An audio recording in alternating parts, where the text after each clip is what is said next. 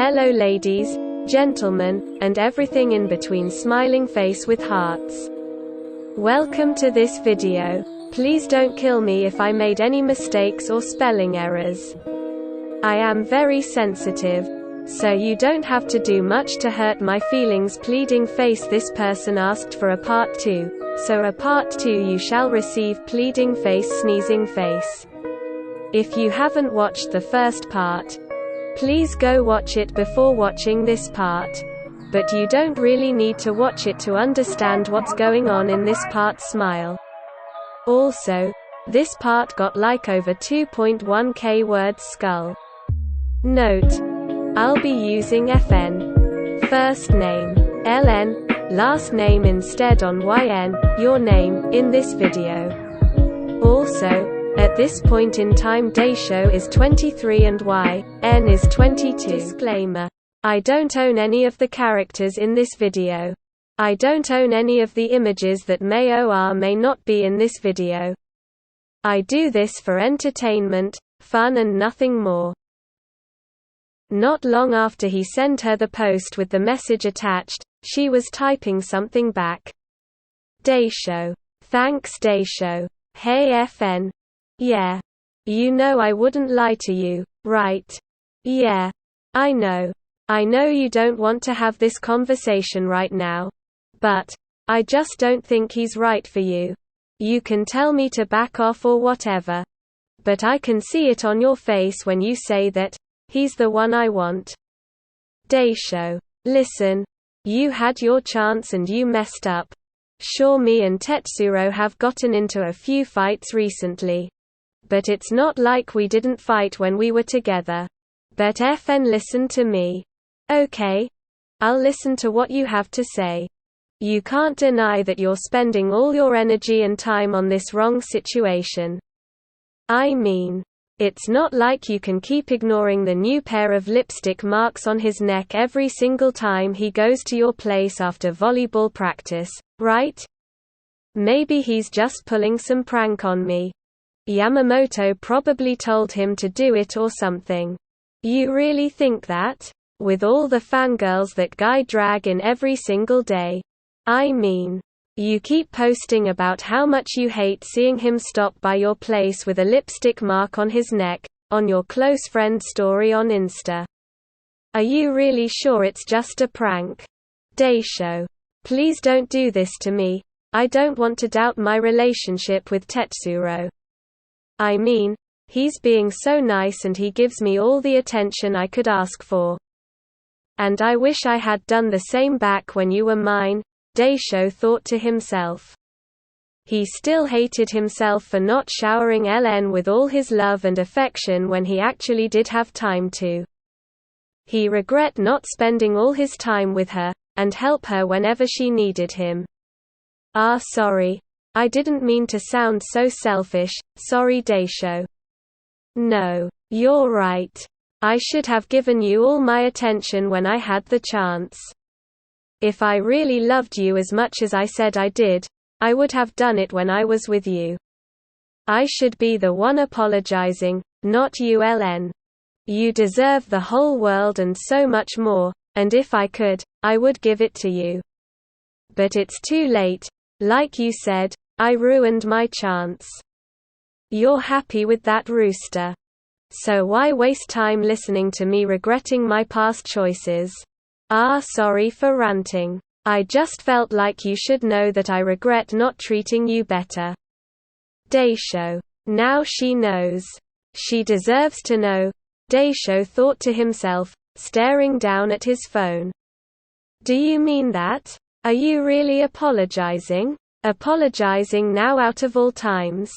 And you're still in love with me? And after 5 years you decide to apologize? You're not being fair right now. LN wrote in anger with fat tears rolling down both of her cheeks. She was currently sitting on her bed with her phone in hand, and a confused heart. Was she still in love with Daishō even after leaving him 5 years ago? Or did her heart belong to her boyfriend of 3 years?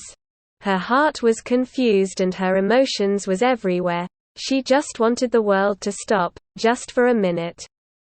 She didn't know if she should trust Daishō's opinion on the lipstick marks Karu had gotten on his neck lately, or if she trusted her own theory, about it being a prank proposed by Yamamoto. She then heard her phone buzzing. It was a message from Daishō. "LN, listen. I didn't mean for you to question or doubt your relationship with him. I just want you to know he might not be telling the truth about where he's going at night. Daishō, I understand that you're worried about me, and I get it. But please don't assume the worst about Tetsuro. And I'm sure he wouldn't cheat on me. I mean, we might not be on speaking terms right now. But we still care for each other. Care for each other. Or at least that's what she wanted to believe. She didn't want to one day find her beloved boyfriend of 3 years, with another girl.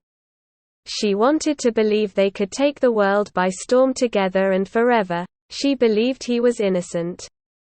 She didn't want to think badly of her Tetsuro. She finally found someone who loved her. Right? All those thoughts were stuck in her head for the rest of the night. But was it true what Daishō said about Karu? About Karu not telling her the truth about where he really went, when he said he had to practice. Tetsuro here, Tetsuro there. Is that all she can think of? Sure, he treat her good, but she doesn't know what he's doing behind closed doors. Daishō thought angrily to himself. Daishō hate how she had only seen the soft and loving side of Karu, and not the same side Daishō had seen of him. But he couldn't blame her. She was in love. In love with his longtime rival. Karu Tetsuro. It was Saturday evening. Daishō and some of his old friends from high school decided to hang out at a nearby cafe downtown. "Hey, Suguru, you look so depressed today.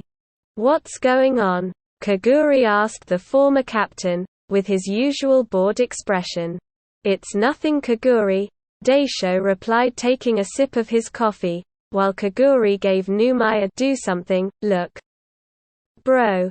You really need to get over LN. You can't keep thinking about her. It's not good for you. You really need to get over her and find something else to think about," Numai said bluntly. He and the others from Nohebi was tired of seeing their former captain this depressed over a girl from their high school days. "She's not someone I can just get over. She's like a once-in-a-lifetime thing. Did you just call the person you're head over heels for a thing?" Kaguri asked, chuckling. And Numai let out a small laugh. "No. I didn't mean it like that," Daishō said, putting his head on the table, and then his arms over his head, covering his ears, in embarrassment. "Don't be mean now. It's not his fault for being in love," Seikishima said, patting the former captain on his left shoulder, and letting out a small laugh too. "But seriously, I know I can treat her better than he can. And a girl like her deserves a gentleman," Daishō muttered, grabbing the attention of his friends. "Gentleman in Kankfas JNKDJ," and Kaguri laughed along with Numai and some of the other Nohebi graduates. "Why can't she see she's wasting time on that damn rooster-haired bastard? I don't understand why she's crying over that idiot. Who's supposed to be giving her all the love and attention I never gave her, when she could be with me instead?" Daishō said with a frustrated tone in his voice. He didn't know what to do. And he hated it. "I know I can treat her better." This time he couldn't cheat his way to victory. Why didn't she listen to him, when he had warned her from the beginning? He was right. Daishō was right. He was right all along. Karu had been cheating on her all along. How could I be so blind? LN thought to herself. Not long ago she was at her boyfriend's apartment, to give him a surprise visit. Before she turned around the corner of the hallway, She could hear her boyfriend, he sounded like he was out of breath. And then a girl's voice could be heard, she sounded out of breath too. Just by hearing that, N could tell he had just made out with that girl. She was now on her way out of the front door, with tears rolling down both of her eyes. While Karu was having a lovey-dovey moment with some girl. When she got back to the apartment she recently bought, she went straight over to her bed. There she was. She was laying in her bed. She felt cold and she felt lonely. She missed the warmth of her boyfriend's arms around her small figure. And the thought of Daishō warning her about Karu and catching Karu cheating didn't help her loneliness. Suddenly she heard her phone buzz. It was him. Just what she needed right now. But in all honesty, she needed him. After all, Daishō was the one who warned her about him. Since I highly doubt you'll ever talk to me again after that night I last messaged you. I just wanna tell you on last thing. I don't expect you to read this, nor do I expect a reply. Right now, if you would let me, I would give you all the loving that you're missing. I might sound cocky by saying this, but I know I can treat you better than he can. And listen, a girl like you deserves a gentleman. And if you ask me, you should stop wasting your time on crying about him. He's not worth your time or your tears, and you know I hate seeing you cry. As her tears was flowing down her cheeks, she clutched her phone into her chest. After all this time, Daishō was still in love with her, even after graduation 5 years ago and dating Karu for 3 years. And yet he was still in love with her. Even after telling him off so many times, after telling him over and over again, "He's the one that I want," he respected her decision and pushed his own feelings aside so she could be happy. Why? Was all N could say. She was so confused, she thought he was over her. She thought he had found someone else. Why didn't he move on from her? Even after all this time. He still loved her. It's been a month since Daishō confessed his feelings to her, and she was still trying to decide if she should call him or leave him without an answer. She hadn't talked to Karu either. And Karu didn't know why. Since he didn't notice her the day she wanted to give him a surprise visit, he had no idea she had witnessed him kissing another girl. Daishō could suddenly hear his phone ring. The ID caller wrote nickname. He decided to pick up the call, and put his phone up to his left ear. "Hey. Is something wrong?" Hey, N answered. It sounded like she had been crying not too long ago. "Hey, is something wrong? Do you need something? I'll be there if you need me," Daishō said, but was cut off by N. Why? Why are you doing this to me? What? I don't think I get what you're talking about. That day, when you confessed to me.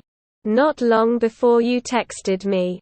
N took a deep breath and continued. I was at his place. Karu's place? N muttered, not wanting to say his name. And you found him kissing another girl? Daishō asked, hearing her starting to cry in response. Listen. I'm not gonna say, "Told you so." All I want is for you to have trusted me. I've seen sides of him you haven't, so just trust me next time, okay? Yeah, N said in a low voice. Listen. Let's meet up at a cafe. I'll send you the address. I promise I won't let you do this alone, Daishō said, taking complete control of the situation at hand. Daishō. Yeah, sorry for not listening to you back then. You don't have to apologize to me. I mean, it already happened, so what can you do? Daishō cut her off, not sounding too harsh, but more in a soft tone. Thank you so much for watching Loudly Crying. If you have any suggestions, just leave them in the comments and I'll see what I can do. Remember to stay safe.